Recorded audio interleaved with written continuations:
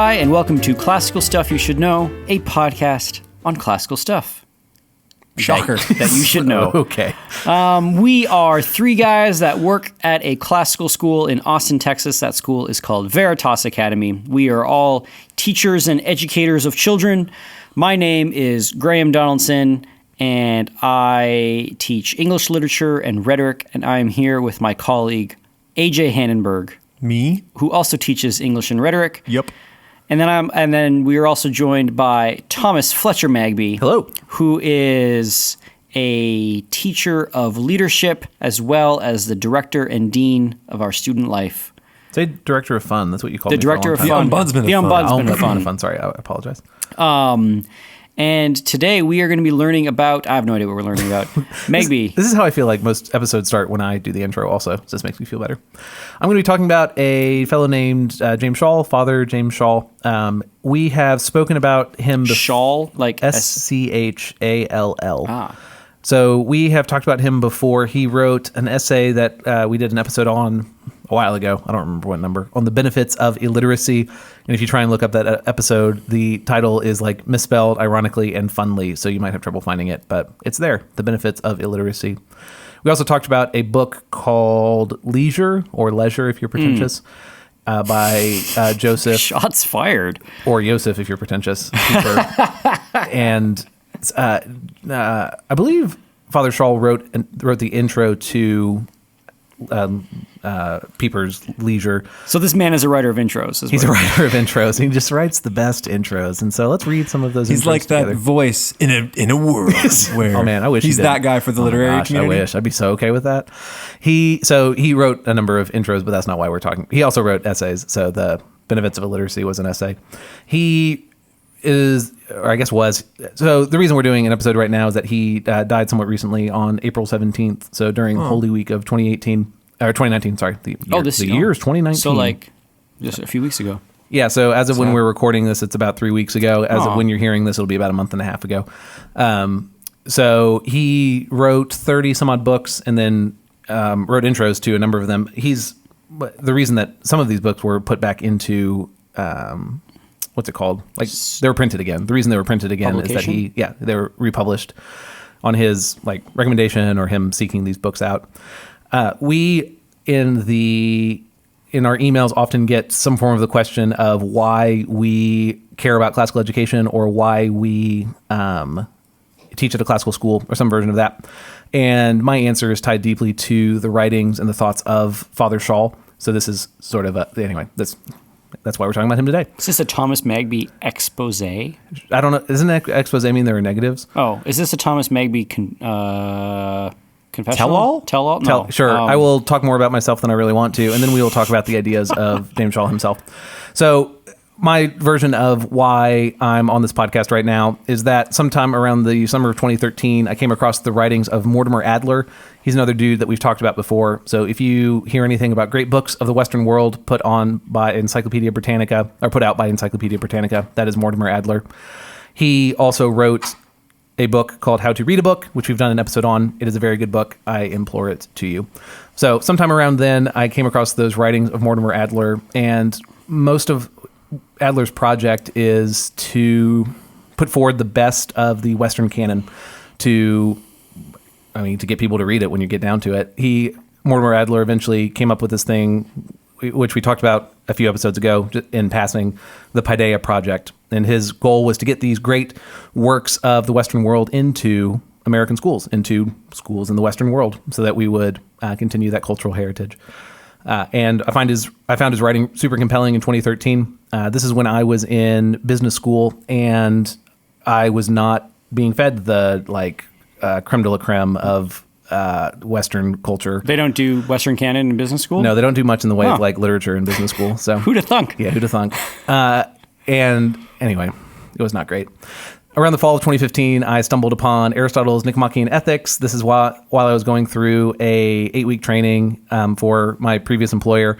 And I was just so mad that all of these awesome ideas were in this book, and I'd never been exposed to it up until study on my own post graduate school. There were just such clear teachings on right and wrong, how to live, the purpose of life, politics, just everything in this book. I was just so mad that like this is the first time I was coming across this. It's the same way I felt in reading Mortimer Adler, that like everyone should know this stuff, and it is absurd to me that they don't. So this is what. It's like that story in the Old Testament. What is it? The King Hezekiah, when they discover the law again, and he tears his clothes. He just starts reading it and starts tearing his clothes. Because he starts reading it and tears his clothes because he's like, you guys. it was here all along? Yeah, and we didn't know it. Mm-hmm. So that's what the ethics felt like to me. So at some point between then and the following summer, I started hearing about this Father Schall dude through writings in First Things. He was heavily referenced there. Mm-hmm. First Things... Graham, you're a reader of First Things. Yeah. How should I describe First Things? It is the foremost journal on religion in America or something like that. It is entitled First Things, not Second Things. For the title being that we should, care about the first things first. Order loves caring about, putting God and above the secondary things of life, like politics and economy and money and that kind of stuff. Yeah, it's First Things is an educational institute. What? Oh, most influential journal of religion and public life is their tagline, and it rings true. It's a great publication, which I implore to you all. But I first came across the writings, or the quotes rather, because Schall himself was not writing for First Things. Anyway, the website that Schall posted on regularly for, I think it must have been 20 years. Is The Catholic Thing is the name of the website that he would post to, if you've ever been there. Anyway, so came across him sometime between 2015 and 2016, but had never actually gone into his books themselves. On May 2nd, 2016, The Art of Manliness put out a podcast on the joys and travails of thinking, which is it's not an interview. They sent us a list of questions to Father Schall, and it was him answering those questions. Cool. So it's only him talking. And it is an excellent episode. I often get made fun of for listening to podcasts at 2 times speed. This is like the one that if you're going to listen to, I think you can only make it through at 2 times speed. He is slow in answering his questions. He is thoughtful in answering his questions, but the Art of Manliness podcast and just website has gotten more classical in as years have gone by. I wonder if like Brett, is his name Brett McKay? Brett McKay, yeah. Has somehow either discovered it, or if there's like a classical school in his neighborhood. Because there's been lots of sort of articles recently just about like classical education and training your kids in the old ways. It just made me wonder if, or clearly we've had an influence. There it is. Well, I think, so not that I Google us all the time, but in one of my recent Google sprees, I believe you, Graham. You got to go way down. Like you got to, go to like Google search page 6 before you find anything. Well, but I think at some point you tweeted at Art of Manliness. I definitely did. Yeah, that's what started all of this. Is what there I'm you trying go. to say. Good. So you're having an impact in the world. So did they tweet back? No. So the way Thomas should have phrased that was at some point Graham's tweet was ignored by the Art of Manliness. But it doesn't sound. You as good hollered into the void. Yeah, exactly. Naturally. Yeah, which is called Twitter. Exactly. So it is an excellent episode. I highly recommend it to you. You will get a much further exploration of Father Schall's life. I'll give a little bit at the end of all this, but I'm focused on myself right now. So these dates from here on out, I was able just to like pull. This maybe should terrify listeners, and you all should make fun of me for this. I was able to like look up the date that this podcast went up, and I remember it being like really influential to me. This is before I was at Veritas.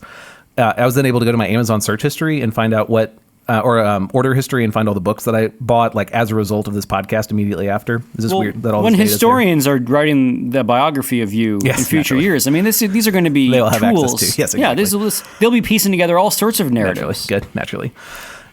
So May 2nd is when this episode gets posted, and on the joys and travails of thinking is the topic of it. He is discussing his book. I believe the book is called The Life of the Mind. And I guess I recommend to you just listen to it for yourself and come up with your own takeaway of what the episode is about. But some level it's about what life is for, and some answer to what life is for is the intellectual life, is that we as humans have capacities that are available to us that are only tested and tried if we push to what we're capable of. And one form of that pushing takes an intellectual look of reading things that are above our level, learning from teachers who come before us. And then there's a physical side to it too, of like, humans are not just spirit. But one asks is like, anyway, so yes, your body matters a lot, but what this episode was focused on is the mind mattering, and us being capable of expanding our mind, of us capable of learning new ideas, grasping new ideas, and going from there. So 2 weeks after this podcast comes out, I purchased Leisure or Leisure by Pieper, by Joseph or Yosef, and A Guide for the Perplexed, which is another book that we've talked about on this podcast. So what am I trying? The point I'm trying to make through all of this is that Father Schall had a huge influence on, I guess, my care of classical education, but then also, I mean, A Guide for the Perplexed is like a book about how to understand the world around us. So Father Schall's recommendations have had huge influence on me, my thinking, and really what I talk about on this podcast here. Shortly after that, I actually finally bought a book by Father Schall, Student's Guide to Liberal Learning, which is a book that I've returned to a few times since, and then also The Intellectual Life, which is a book I lent to Graham. And following... How long ago? I was going to say, well, in the same way that you lent me Servile State a year ago. At some point, you guys should just join your libraries and cut out the middleman. True. Although I believe that's called moving out to the farm, so we're not too far off. Read The Intellectual Life, and B, Thank returned you. it. Yeah, yes, you are superior to me. I do not have any questions about this. But Intellectual Life And is, I only marked it up in pencil.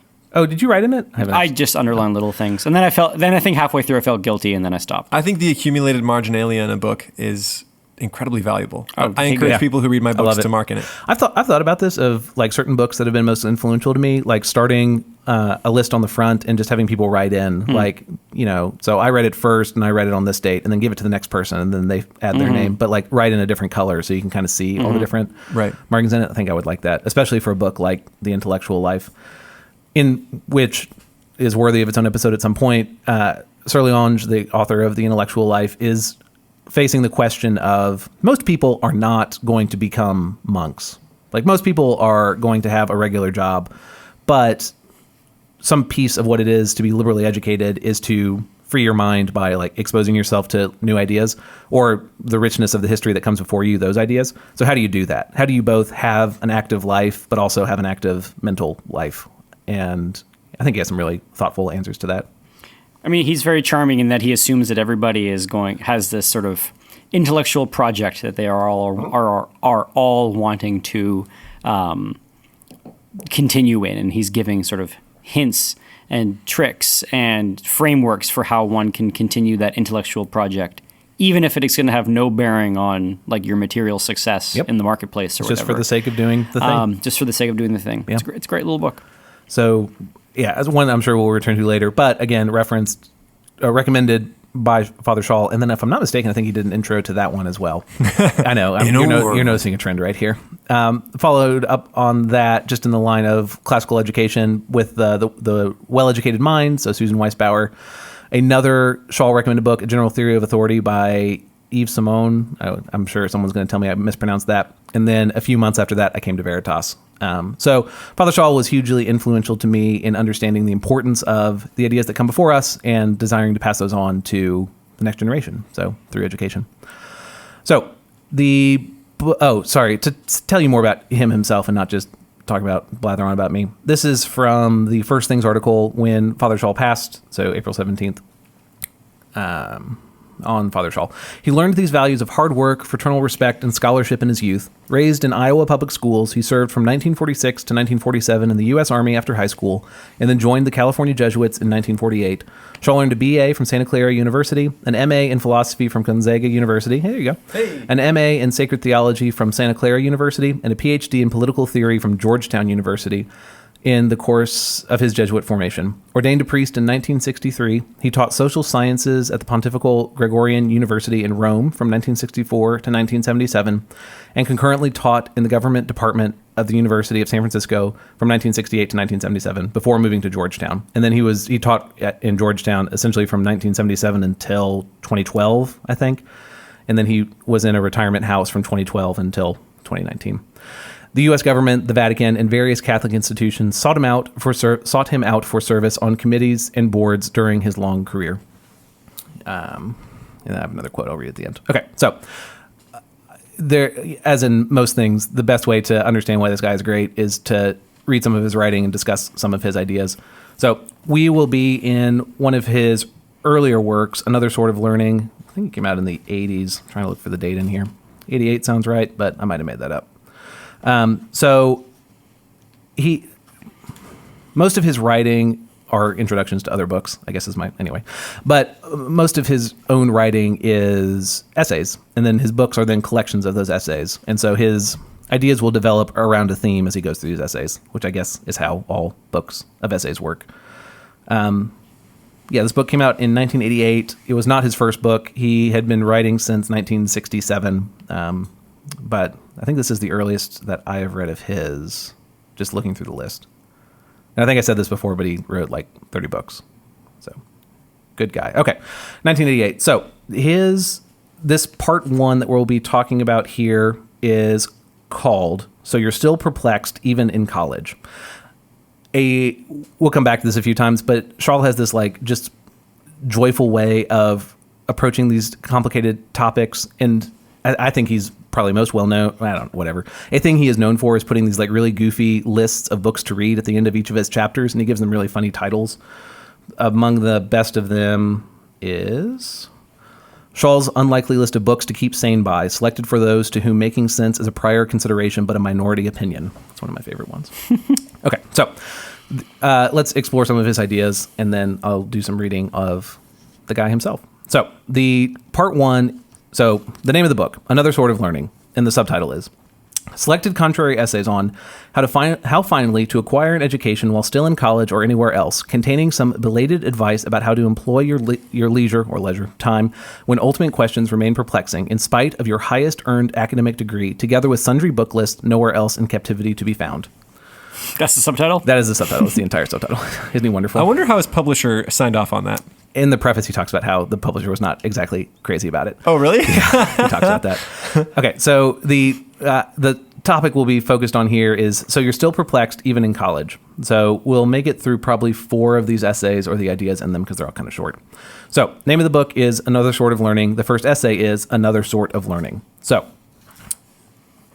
I don't know why I thought AJ would appreciate this especially, but in his preface, his opening quote is from Mad Magazine. Is that something you appreciate? That makes me happy. Okay, good. Okay, so he's not snooty. Is what in I'm my trying to say. colleges, Yeah. I think that's important. It's easy to as you get smarter to let that knowledge puff you up and make you think you're more important than you really are. Yes. In the philosophy department at Whitworth College, and this is another reason I love Whitworth College so much. Everyone should go there. It's forever amazing, okay. forever. Okay. It's like going to college at summer camp. But if you got into the philosophy department as a teacher, they got you a year's subscription to, what is it, the World News, Weekly World News? It was the one that always talks about one? aliens. Yeah.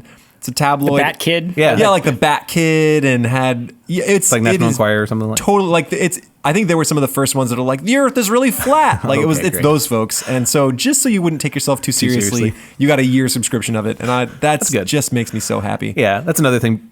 Even in the article in First Things, they talk about how Father Schall would bring in, I think Peanuts was his favorite cartoon, but he would quote the comic section of his like local paper in giving his essays. So he had a good sense of humor. Yeah. Shout out to Mr. Baird. Good job being a professor. Oh, okay. Sorry. I thought you were talking about. If he's listening, I know he's not. Sure. I wish he was. So just because this got brought up, and yet I write this with a certain amount of amusement, as the subtitle of this endeavor hints, because I know how pretentious our public and academic life can be, even how pretentious it is for me to suggest that I myself know something of the highest things. Most folks will think this book on Another Sort of Learning to be an odd sort of thing, and it is. But its oddness, I believe, arises from its uniqueness, from its endeavor to suggest that we ought, as Aristotle told us, to spend our best time on those higher divine things that define what we are about in our lives. So, what a guy. Okay, so he's talking about another sort of learning. So I'm going to start by doing a thing that you're not supposed to do in teaching, and it's guess what's inside my head. So another sort of learning. He is writing this to college students. Does anyone want to take a swing at what the other sort of learning is? If he's writing this to college students. Like experience in the world? Yeah, I was going to say experiential. That would be a good one. What he is fundamentally talking about is education outside of formal education. That is the other sort of learning. And in fact, is what he would identify as the most important form of learning, is what you choose to study on your own. So colleges can put in front of you, or high schools, we teach in high school, you can put certain books in front of students, you can put certain ideas in front of students, you can force them to read through those books, but ultimately you can't be certain that they absorb anything from those books. And at some point, they have to make the choice to educate themselves. They choose what to spend their time on. All we can do is offer a classical education. Yeah. And so then what is most important is that other sort of learning.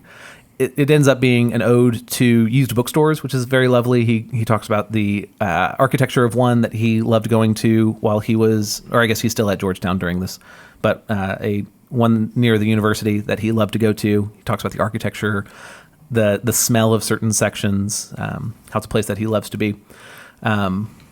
This guy sounds like a nerd. He is a nerd, but he's like a relatable. So yeah, at some point, okay, the question is like, why does Thomas love this guy so much? And that's probably part of the answer, is that he's a nerd and so am I. And so he made a successful like writing career out of being a nerd. So Loves the smell of old used bookstores. You don't? Come on, man. Think about it. Yeah, I didn't say I wasn't a No. nerd. I was just saying this guy sounds like a nerd. You are 100% correct. Okay, so it's an ode to used bookstores. So that's why we're able to move through these quickly. So the other sort of learning is what you choose to spend your time on. And a place where you can get those ideas is the used bookstore. Here, this is written in 1988. This is pre-ebook. He ends up being okay with ebooks, but says you should probably buy books if you can. But he is sensitive to the weight and the cost. So for whatever that's worth. In case anyone was looking for Father Schall to bless your Kindle addiction. Okay, so this moves into chapter 2, why read? Does anyone have a good answer for why anyone should read? So you can get rich. Oh, that's okay. He talks in the first, you're being sarcastic, but in the first chapter, Knowledge is Standing power, here in baby. front of my Lamborghinis, but you know what I Yeah. love the most? Knowledge. that's from all an these actual. books. Remember that guy? Isn't that an actual video? Yeah, it was it's an it was actual on video. YouTube. That's so I'm most embarrassing. proud of these books behind me because I read them all. But didn't he rent the Lamborghini? Wasn't that the whole thing? Oh, probably. Oh, I thought that anyway. Yeah. I don't remember. That's But Didn't he sounds just like highly leverage or like, I don't know, like multi-level marketing scheme or some sort of scam or something? Multi-level marketing is not a scam. Oh, How sorry. dare you? That's not. It probably is. Anyway, whatever. Why am I always defending capitalism on this podcast? it's an upside down funnel system. It's not a pyramid. Definitely not a Ponzi. It's an upside down pyramid. The music is played, and then when the music stops, TV show whoever's holding the product is going to lose. Isn't that from a TV show where he like draws? He's like, is that The Office? Where it's like, it's totally not a pyramid scheme. Look, you start at the bottom, and then It's not The Office. Yeah.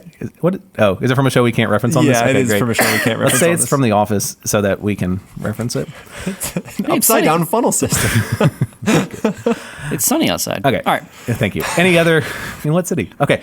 What other answers do we have other than to be rich and to buy Lamborghinis? Why should we read? Boredom. Boredom. So to be entertained. Yeah. That's a fine answer. I'm okay with that. So Curiosity. Curiosity is a good answer. I'm assuming the answer is to learn. Well, that seems like a good one. Yeah, that's I guess that's what Schall would say. So that's in a higher sense. Liberality is freeing ourselves from the not knowing condition. Why are you making money? You don't get a Lamborghini out of this. Do you understand that, Graham? You get nothing. He's like, You yes, win it's to nothing. learn, and therefore money. Yeah. Question mark. You get profit. to continue being on the podcast. That's all. Okay. Oh, yeah. Thus, in a higher sense, liberality is freeing ourselves from the not knowing condition so that we come to know what is. And all knowledge, in some basic sense, is interesting. Chesterton's remark that there are no interesting subjects, only uninterested people, has its profound point. To be liberal in this sense means to be free, not free to create a world that does not exist or one that does not relate to us, but free to be able to take within ourselves, into our knowledge, what is there, what is. You know how hard it is to convince students that I'm trying to make them more free. I have Very. given that lecture to ninth graders a few times, right? That Yep. a liberal education is one that is intended to free you, and they're Yep. like, but calculus, or but biology, or whatever that they're not Yeah. particularly enjoying at that moment, or Yeah. convincing them that Latin is worth studying is a specifically difficult task. Youth is wasted on the young. But in what way? So how would you, okay, why should someone learn Latin? Like, how would you answer that question? So partially because their main beef is that it's difficult and when are they going to use it? Well, I would say that it partially prepares you to learn a gazillion other languages also based on Latin. I would say that when you go to Rome, you can read all the stuff that's written in Latin. I would say that you can become a part of the intellectual conversation in the medieval period, which was conducted almost entirely in Latin. You can read stuff in its original language, which, I mean, the same There's all reason the you learn any indirect other things, thing. logic. Yeah, the only thing you don't get from learning Latin is active conversation with a people group that currently speaks it. But there are like conversational Latin groups. Isn't that true? Isn't that crazy? Yeah. It's So you just could even that get that. one piece missing, but every other benefit you get from a language is conferred by Latin, except more so because scientific discourse is often in Latin. Like scientific names, the basis for a lot of the words that we have. Like there's so many reasons to learn Latin. You know, reading Julius Caesar, reading Ovid in his original, like all that's like all of those reasons. Yeah. And to impress the opposite sex. Like, why do we do anything? Just so this is back to last week's episode where it's all just about impressing other people. Paris New Latin. Wait a minute. That doesn't sound quite right. Just Greek. Yeah. So I think Schall gets at a piece of this answer of why to learn these things. The whole purpose of learning is to be in a situation wherein we are not always learners, but those who have learned, those capable of standing on their own, be it in prudence or in wisdom, so that we are, in a sense, independent. This is what we look for and what we need to be in a position to find out how to be. Yet, however adult or mature or learned we might become, we will remain receivers of what is. Reading, to go back to our topic, will for most be the guide to what is. Why read? Because we are given more than we are. I think that can be some piece of the answer to why study other languages, that you then get access to more experiences to learn from. You don't typically learn a language for itself, like language is for communicating. And I mean, in a language, there's all this culture bound up in the way that the language is actually even structured and created. And if you think in Latin, you're going to approach problems differently than you think in English. And anyway, and even then you'll understand English better because our grammar is based on their grammar. That's what I usually, a foreign language teaches like a clarity of thought, because you need to know exactly what you're trying to say to translate it into another language. Like take, for example, names, right? Like in Latin, someone's proper name will change based on the case, based on its part of speech. In English, our names don't change. So even then, like, that breaks down the idea of the name being the signifier of the identity. So like, you know, you have a student in class, and if someone calls them a nickname that they don't like, they'll say, like, that's not my name is X. But in Latin, you have your name is changing based on the parts of speech. So if you grew up speaking Latin, you wouldn't have the same kind of attachment to the sort of your moniker, immovability of the name, right? So that's just a stupid example, but there's an example of just like how language can have you think about things differently. Yeah, I sometimes get comments about an episode from a long time ago about translation, wherein the point of that episode was that once you translate a work, that new translation becomes a work unto itself. Yeah. And so then it is worth both reading the original and the new work. And so that's not the same point as saying Latin's not worth learning, because I don't believe that. There's value in reading the original work, but there's also value in reading the English translation of that work. It is a classic in its own right, if translated well.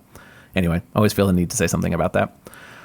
Everyone should learn Latin and Greek and anything else? Prussian? Well, Russian was the one that Lost Tools of Learning said that those are like the only 3 languages worth learning. Really? Isn't that weird? Yeah. So Latin or Greek or Russian if you must. It's something like that. I figure I would learn Russian just so I could yell in Russian. It'd be intimidating. It would be intimidating. I feel like I should learn one language for every activity I want to have. If I'm cooking or trying to woo someone, maybe Italian. Don't get them mixed up. You don't want to like woo someone in German by mistake. Yeah, Could you sound angry the whole time? French if I'm cooking, or if I'm sick, and then Russian for yelling. Sounds like a good idea. Okay, so where are we right now? So the whole part is written to those who are still looking to get some type of education, even though they've had a formal education through college, which is, I think, listener, you probably find yourself in this situation if you're listening to a podcast like Classical Stuff You Should Know. So another sort of learning, we must continue our learning beyond just the formal education we've gotten through high school or college. Why read? Because we are given more than we are. We can learn from more than just our single experience. And the more languages we learn, the more we can learn even outside of that. Okay. Chapter 3 is one that I think you'll love the title of because it's interesting. Okay, so chapter 3, what a student owes his teacher. So this is a fun one for what we're building up to on these topics. So we've gone through education, why read, and then what a student owes his teacher. When you hear that, what do you think a student owes his teacher? I mean, it's the same answer as why you read. Money. Okay, good. A student owes his teacher money. Okay, good. I like You this. hear that, ninth graders? Yeah, pay up. Yeah. You listening? Yeah. Money. This is terrifying. I mean, I think How of often do students offer you bribes to like not take quizzes? It's pretty regularly, actually. Yeah, good. I've taken bribes before. I feel like taking the bribe is very different from actually giving them the thing they want. Or you also don't. I'm thinking of one instance where a kid he was out of grace passes, which in our school means that you can kind of like turn in homework late. Yeah. And he had late homework to turn in, and he said, "Look, I'm out of grace passes, but in return, I will give you a keychain with my face on it." With the student's face or with your face? With his face. Oh, and you took that? And I took it, and it's hilarious. I think he has like frosted tips, and there's like stars sparkling in the background. It's a fantastic picture. pretty hilarious. Yeah, it's great. And I 100% took that bribe and let him turn it in late. So. And now you There get you keychains like every week. I accept bribes if they're, if I feel great. ethically okay about the bribe. And that was one I felt ethically okay about. Okay, good. Okay, so what a student owes his teacher. So money, this is good. What else does a student owe his teacher? I mean, if I think about those in my life that I regard as my great teachers, I mean, an expansion, you owe them sort of honor for them ushering you into something bigger. But if I think about what I want from my students, I don't want anything for myself. I want them to do well and to grow and to find interesting things. All right. What they owe me is their own improvement, because that's what I work towards. I like that. It's not to squander what they've been given. Yeah. Yeah, you give them the feast, you want them to like actually enjoy that. Yes. Yeah, I like that. Exactly.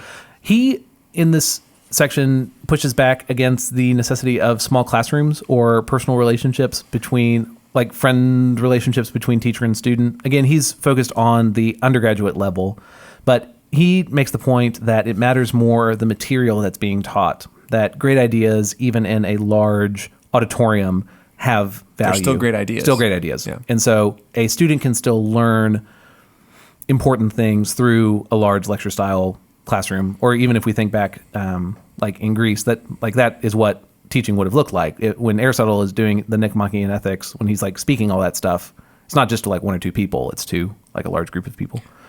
So I was just curious if y'all had any thoughts on that. Trifling ideas taught by a friend are not as good as big ideas taught by an enemy. This is good. But then, Or not even an enemy, but just like a faceless. But anything. Yeah. yeah. So because he talks about the greatness of the teachers who taught him, but it didn't matter that whether he knew them or not, because he didn't. But they pointed him to Aristotle, they pointed him to Plato, and that was enough. Yeah. But I think that good ideas taught by an impersonal being is still not as good as having a direct relation to a teacher that can help walk you through those ideas. Know what I mean? I still think that actually if he had a relationship with those professors that taught those great ideas and they could teach them well and flesh them out better, and he could still have that influence in his life, it would be better. No? Maybe. It's an idea that I found interesting, especially coming from him. So I'll read his words. I remember especially Professor Rudolph Allers at Georgetown during my graduate school days. He never actually looked at the class, but his wisdom did.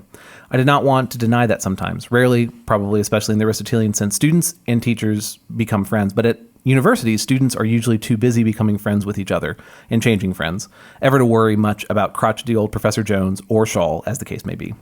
So, I don't know. I think there's something to, like, what's important in the classroom is the material that's being taught, not necessarily, like, the relationship between teacher-student. Especially when it's at that age, when it's in the upper form of education and the students are taking it more or less because they're interested in it. Yeah. Then having information presented well, I think it makes a lot of sense.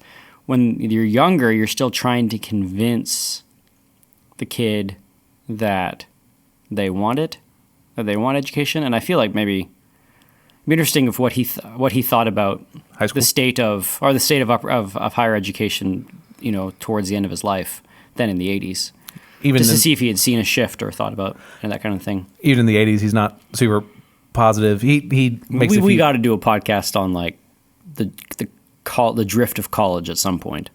We've done one on university. I think it was the university. On the history of universities, I know. And then but it started with a what's the guy's name? It's not Bloom? No, it begins with a D. I want to say Dorkowitz, but that sounds wrong. Oh, Dershowitz. Yeah, isn't it embarrassing that I said Dorkowitz? Anyway, Dorkowitz. here we are. Yeah, that's why I was like, that I can't bet be he right. likes the smell of old books. Oh my gosh, he's my hero also because only if his name is Dorkowitz. Guys, Alan Dershowitz is really He's like famous. a super big deal. Yeah. And again, the article we were reading through was like really helpful for that podcast. But sorry, that's my embarrassing memory. Anyway. So again, just to take Schall on this point, knowing students too well can in fact be something of an impediment to learning, especially for the other students in the class. The activity of learning goes on perhaps even better when student and teacher are addressing themselves to the matter at hand, to the reason why they are in the same place at the same time, with a kind of mutual awe before something they neither created nor made. And there elsewhere, Schall talks about he only assigns books that he himself wants to learn from. So there is some level in which he puts himself as a learner with the student, but he is focused primarily on. That's the only reason why I assign the books that I assign. Right, exactly. Which is probably like that. You want to model that for the students as well. Like this can't just be dry, boring material to you, right? I also feel like that should be true in terms of the assignments that are given. Assignments that you yourself would be interested in wanting to do yourself. Yeah. But that's maybe another podcast. I like it. Okay, so what is the teacher doing in this class? The teacher always stands, as it were, for the higher law of the best before the student, even though teaching is also the effort to pass on what can be learned, even if it be a minimum.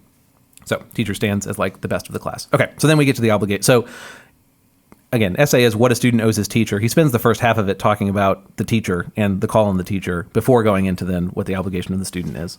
So student owes the teacher trust, being docile, effort, and thinking. Those are the four things that he says. First obligation is a moderately good will toward the teacher, a trust, a confidence that is willing to admit to oneself that the teacher has probably been through the matter and, unlike the student, knows where it all leads.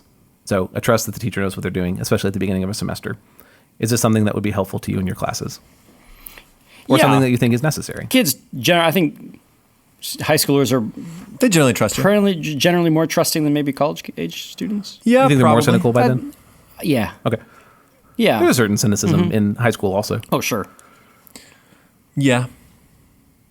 But I don't know. It's pretty easy to overcome by competence. It's clear if that you know are more than a high schooler. Yeah. Maybe that's harder by the time they're in college freshmen. Or they're less willing to admit when they're wrong. when they're wrong. Yeah. Yeah. That might be Because true. they're a fancy college kid. At The least I was like that. yeah. Anything else? Had to repent. The second one, docility. Anyway, the student ought to have the virtue of docility. Is that how you say that? Okay. He owes the teacher his capacity of being taught. We must allow ourselves to be taught. We can actually refuse this openness of our own free wills. This refusal is mostly a spiritual thing with roots of the profoundest sort in metaphysics and ethics. In the beginning, we only have a blank tablet, as Aristotle said, of our minds, but it is a brain we have and not just nothing. We can only discover something, even ourselves, by being first given something. So, by owes the teacher the capacity of being taught. Is that something that you want from your students? Oh, yeah. Is that something that you see some people resisting?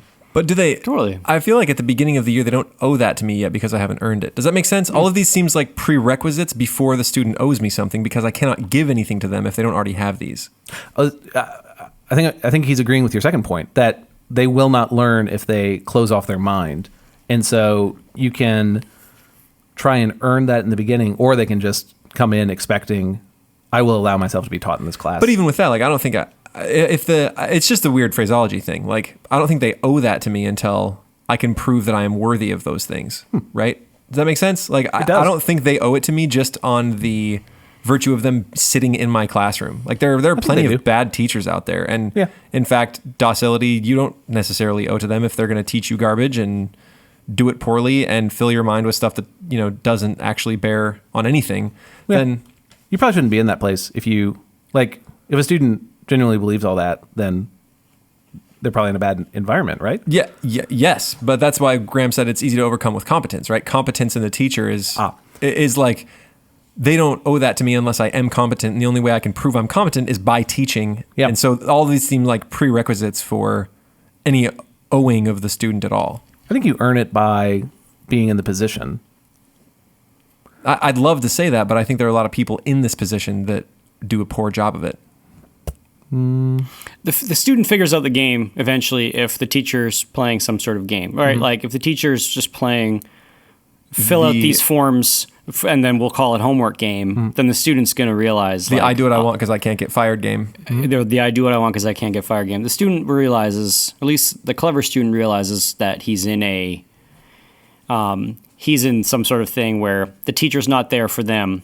So the student's not there for the teacher. They're both there to get whatever they get at the end of the year, which is teacher pay, student credentials, and then sort of off you go. Maybe. I think I learned things from teachers who were only there for the pay, and it was still stuff worth learning. Like, I don't know. If I have a math teacher who like is really just there, doesn't care about the students, but just wants to come in and leave every day, like, I don't know. You can still learn valuable things from them. If I'm in an English But class, in spite of the teacher. sure. Yeah, I don't know that I owe anything to them, Yeah. right? I think especially because what are they giving you except their contempt? An education, the topic, But the material. accidentally.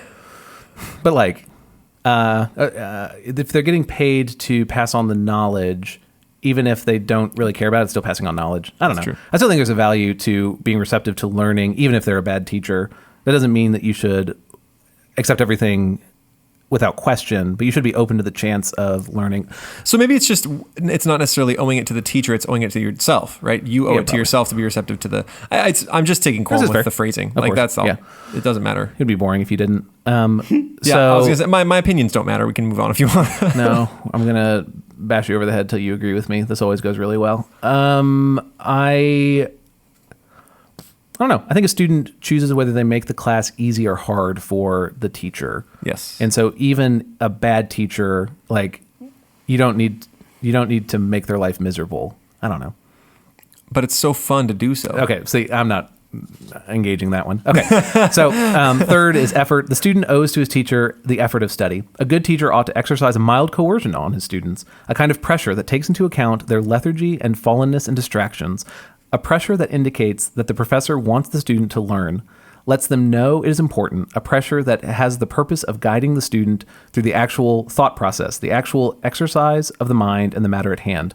Few students, on being given the Republic of Plato or the Confessions of St. Augustine to read, will bounce right up to their room, shut off their stereo, cancel a date, and proceed to ponder the eternal verities in these books. The teachers who assign such books, and a university in which they are not assigned has little claim to that noble name, always must wonder, isn't that good? Always must wonder if the intrinsic fascination, the thinking through of such works will somehow reach into the student's mind. So, student owes to his teacher the effort of study. So I might be willing to take on that one. The student owes it to himself, but again, it's the same. If the teacher is going to like do well in the class, they need students who have done the work beforehand. So I don't know. I see that going both ways. Is this a thing that you want from your students? Yeah, you need to somehow let them know that this has currency for them. And that doesn't mean like, I'm bringing it down to the high school level. Look at me, kids. We're going to talk about like your real life. Through Aristotle. I made Dante a meme, you dudes. Yeah. That's not what we mean. But you need to show that how this has had currency for everybody else and how they can be part of it. In many ways, I feel like, and this may be giving away a teacher trick, is doing it by saying it's hard and difficult and you're probably not going to get it. And there's some amazing things in there. And not doubting them, but just sort of saying like, it's really great and it takes a lot of effort to get there. It's the old "you'll never make it" trick. And I don't know if people, I hope you guys have, not that I would ever say it, but it's just sort of the way that you treat the material as opposed to, this is fun. If you just like put your mind to it, you'd have fun doing this. It's more, you're probably not going to have fun doing this. Right. It's a lot of work. There's some really great things in there. And maybe only some of you are really going to like really get into it. And I feel like putting it that way, you get way more kids being like, well, I'll show you. Or like, oh my goodness, this must be amazing. Yeah. 'Cause it's not the fun isn't the reason you read these books. No. They teach you something. Like Yeah. they are worth reading. The yield, the harvest. Yeah. There is something in it that is worth knowing or experiencing or seeing. Again, Why do we read? We read to experience more than ourselves. And these books are worth reading because they are good experiences, right? This gets into the next chapter, which I'll tell you what it's titled in a second. But if to get a good grade, a student reads St. Augustine, well, terrific. But I'm also impressed by someone who reads St. Augustine and gets a D-, but who 5 or 25 years later is still reading him. It takes all one's life to read St. Augustine, so the first dozen times through probably deserve a D- anyhow. But that's what you're saying, right? That any of us reading a book for the first time, we haven't gotten the depths of that book. Yeah. So if a student says, I say, what was your favorite book this year? And they say, oh my goodness, Paradise Lost. I really love that book.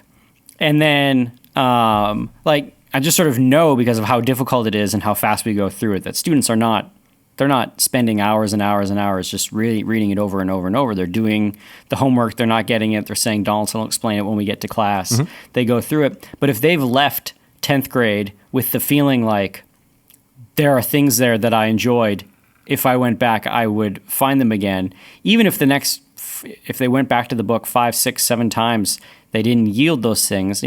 If you've left them with the feeling that there is good stuff here, that is way more formative than, oh yeah, I got an A on my Dante paper and off I go. And I know Dante now. Because even someone saying Paradise Lost is my favorite book, there's still so much more there for them the next time they go back to it. That's kind of exciting for them to end the year. If they've been hooked by this first read through, then the 3rd and 5th and 10th will be great. Or it's also now it's an engine. Now I've put inside them an engine that's going to drive itself, because they're not going to have me poking and prodding them and giving them reading grades to do it and having classes where I talk about it. They're going to hopefully, and maybe not even do it until they're older. But if they're left with the idea that in a book like Paradise Lost, there are amazing things. If I just have the wherewithal to push through and find them. And that's what he's getting at. Yeah. The reason to say a student owes this to the teacher is more to say they are more likely to get to that point of appreciating the book and wanting to return to it if they've trusted the teacher, they've been willing to learn, they've put the effort in to read it. That's what I think he's getting at here. Yeah. Do you agree that people who actually do the work enjoy it more? The people who trust you, the people who are willing to learn. Yeah. Oh, for sure. Yeah. That's all I'm saying with that. Yeah. Okay, cool.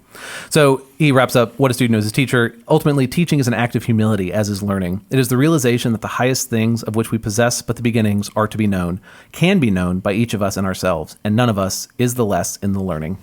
I like that. Okay, so that is what a student owes his teacher. So then our question is, what does a teacher owe the student? Does anyone want to guess what the answer to that is? It is the title of the next chapter, and Graham, you're going to hate it. All A's. That's what we owe them, right? So they can... What is an A? What thing is an A?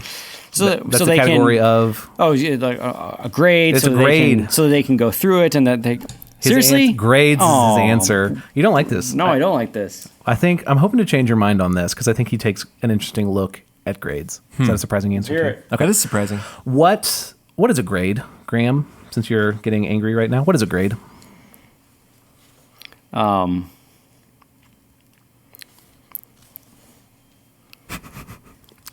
It's a loaded gun. Okay. Great. Good talk. Okay. So he asked this question a few times. So what is a grade? A grade is a measure of knowing and not knowing, to be sure. Grades are intended also to encourage challenge. There is a certain special sweet pleasure in getting a D- in freshman composition and an A- in advanced writing 3 years later. Does that not give you any, especially for you teaching sophomore year and senior year? Isn't there some sweet joy in that? There is a sweet joy when the whole system is working together. Mm-hmm. Grades are things not to worry about. That's the thing he says. Don't you? We agree with that. Mm-hmm. Yeah. Good luck. Okay. Good. He does tell that to the parents of high schoolers that are eager to get them into difficult colleges. So just because you said that, I'll read this lovely section. So grades are things not to worry about. Says who? Well, I do, in a way. No one is in a university to get good grades, even though your grades may be your main concern, or maybe the main concern of the good tuition payers back home. Your dear mother could probably care less what you actually do or learn in Schall's rambling class, to be sure, but she probably does care about whether you get a good grade.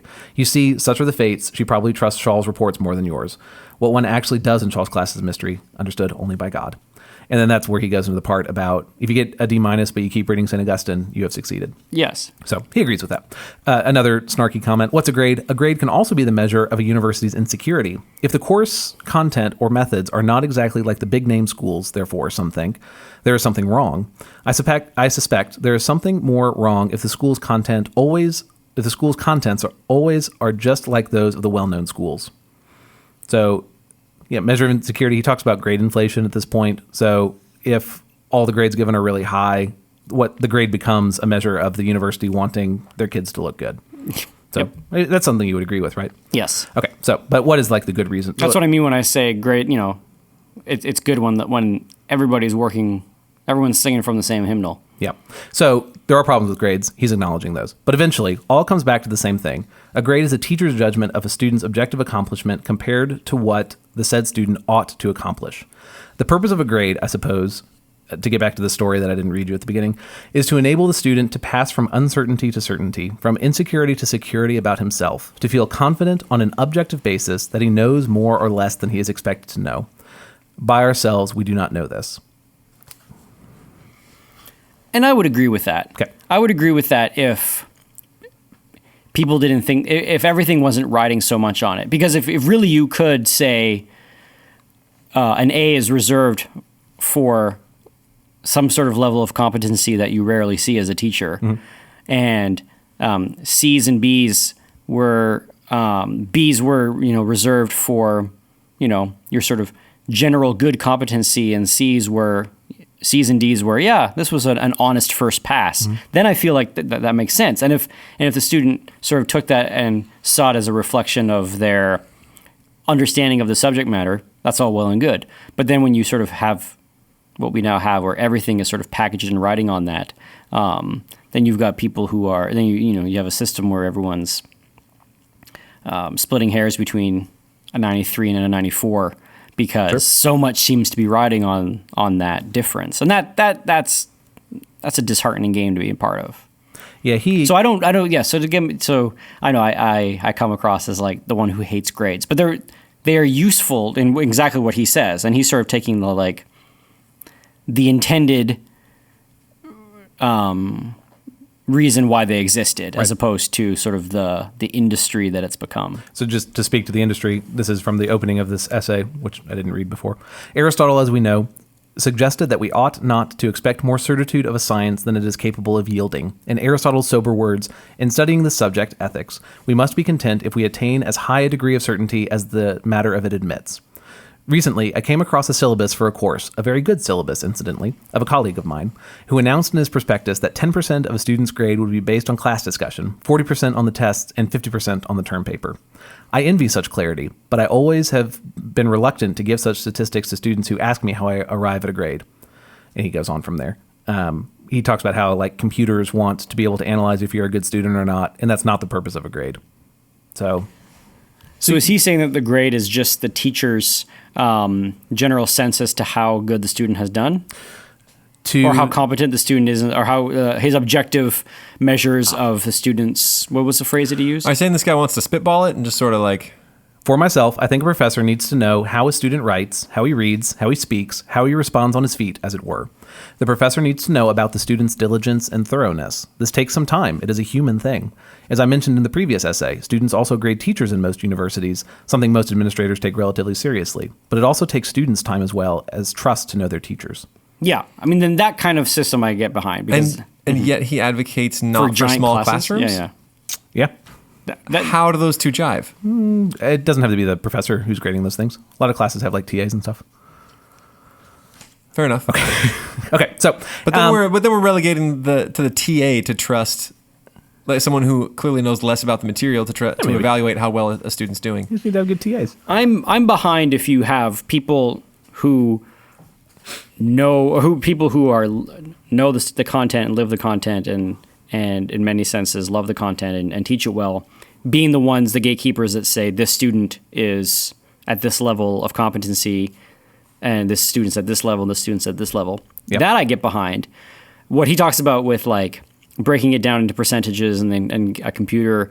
I mean, eventually we're going to have one day where we're going to have drones hovering above the classroom, taking retinal scans of students to see how much they're class participating with their attention, and then they'll get these auto-generated, AI grades. And he has this portion where he's talking about how like he doesn't know what a 93.7 means or what a 78.4 means. Yeah. And that's when he has that quote, eventually all comes back to the same thing, a teacher's judgment of a student's objective accomplishment compared to what the student ought to accomplish, which I think you would agree is what you want from a grade. Yes. Okay.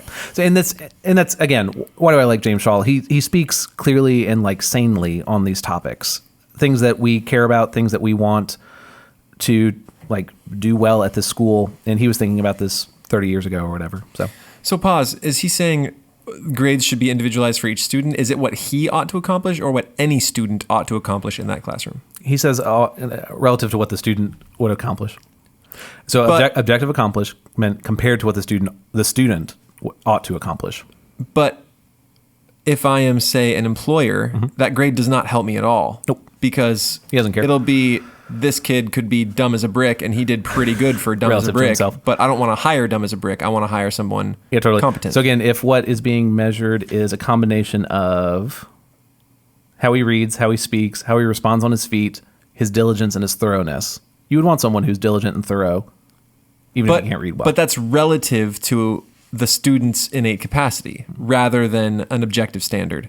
So I guess I'm arguing for objective standards here. He says objective accomplishments. So it is based on their writing, on their reading.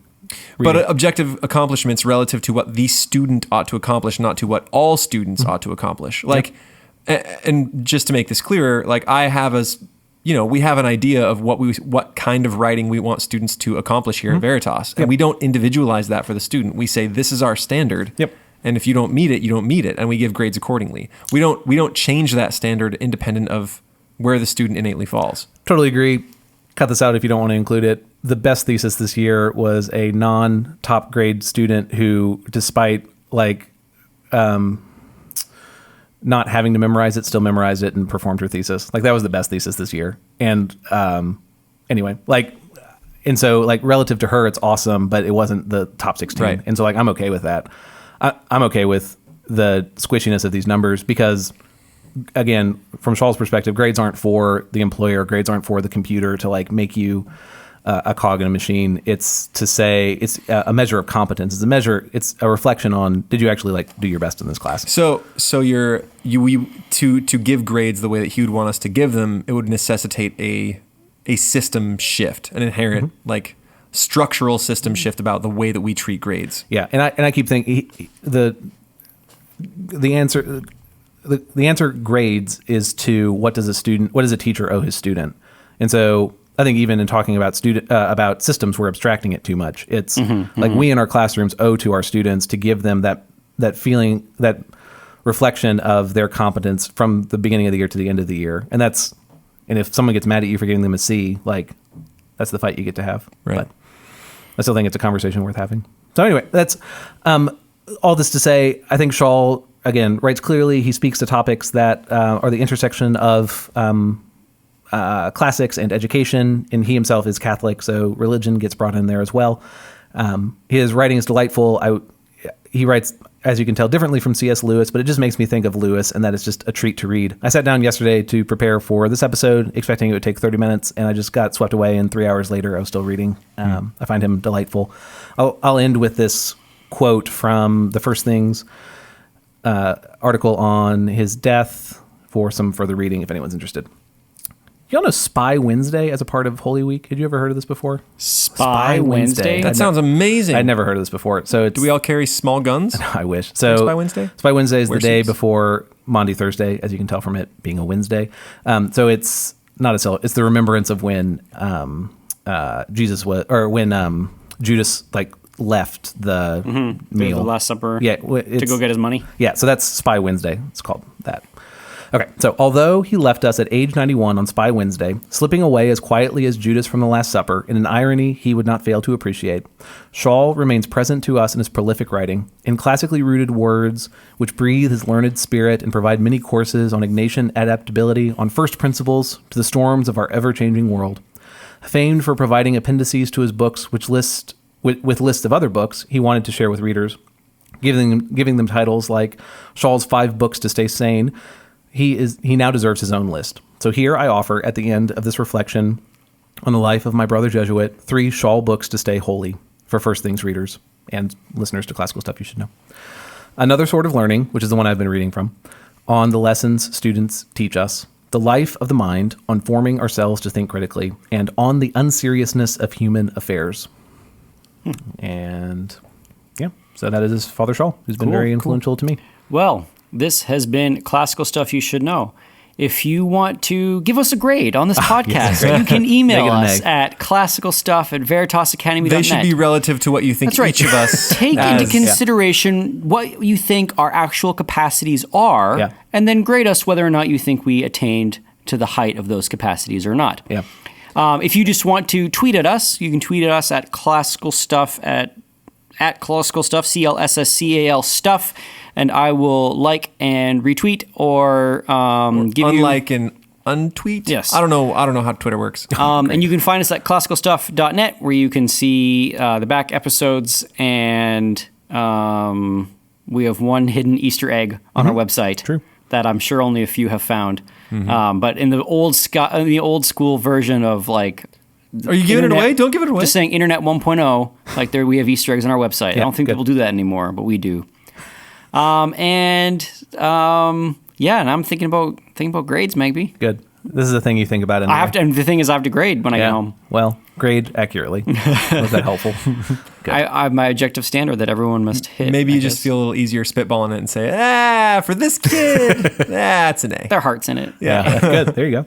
Anyway, so thanks for listening, and send us that grade. I'm actually kind of curious to see what we get. Please no. Don't do it. We need the rubric though. It's not fair. Except don't. Stop. No rubric. There's no rubric in life. All right. Well, this is Thomas, AJ, and Graham signing off, and we will catch you next time. Bye. Bye. Bye-bye.